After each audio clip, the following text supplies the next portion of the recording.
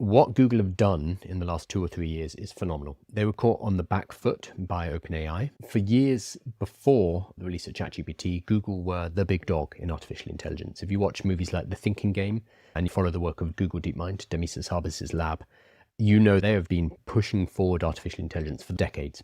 They had internal tools, arguably better. They didn't push them to market. They thought, they're not ready. We don't want to put something out into public which could be problematic, dangerous, damage our reputation. OpenAI had no qualms. Launched ChatGPT, the first public release, was a bit rubbish. So lots of people did use it and they're like, oh, AI's crap. I'm not going to use that again. That damaged the reputation of the industry because OpenAI pushed ChatGPT.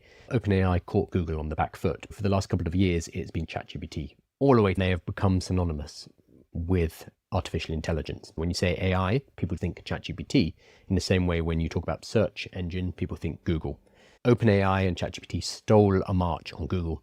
That said, Google have for the last few years been slowly chugging away doing the work. They have built an entire vertical, TPUs, cloud infrastructure data from Google Search, YouTube, images. They're a data company. They have the application layer. Google Chrome has 70% or 80% market penetration.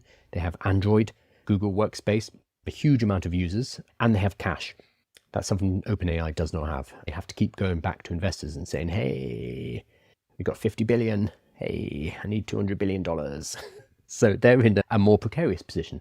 Google have moved slower, playing catch up. They have everything on lock and money to keep going where OpenAI will potentially get in trouble. This is why OpenAI have introduced adverts to get the revenue. I think Google are in a position to take over. I think Gemini will surpass ChatGPT in a couple of years. Gemini 3 and Gemini 3 Pro in particular are very good models.